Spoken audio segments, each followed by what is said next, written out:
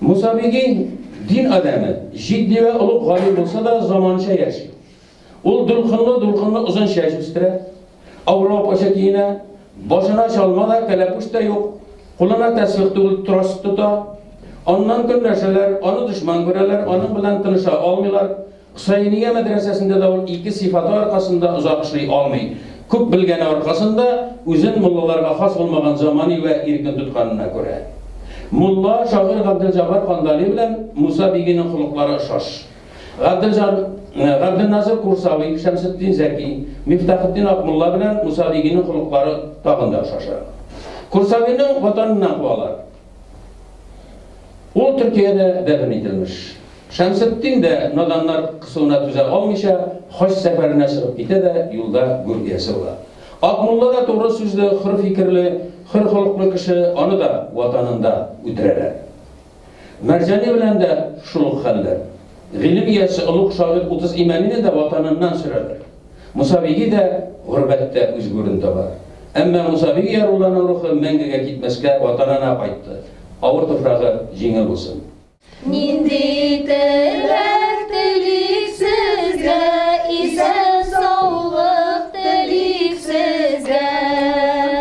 Tilak Xuday bereketin, hayırlı qılık sizge.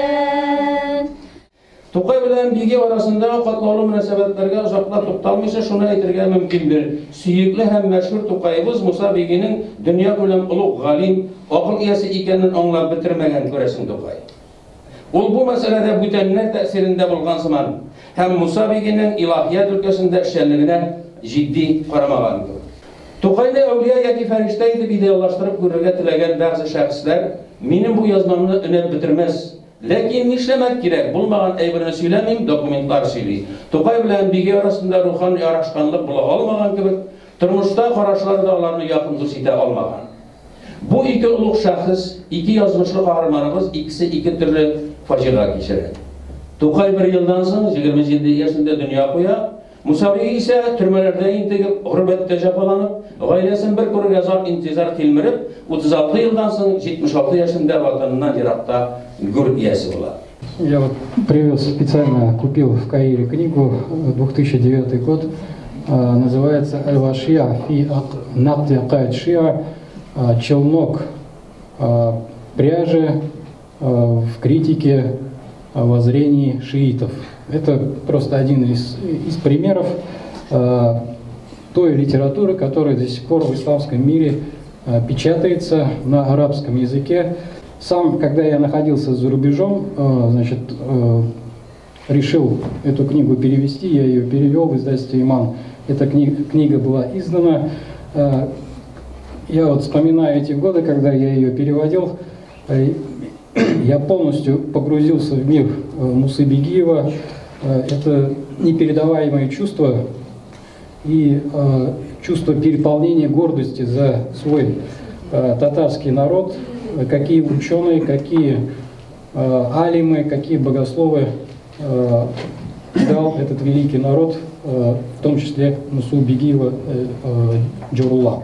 Bu kitap hatta Toqay Әдәби музей экспозициясында саклана.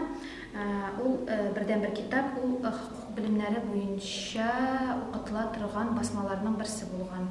Ул Казанда Үрнәк матбагасында басылып чыккан. Ничәнче елда? Елы билгесез, кызганычка каршы без ачыклый алмадык.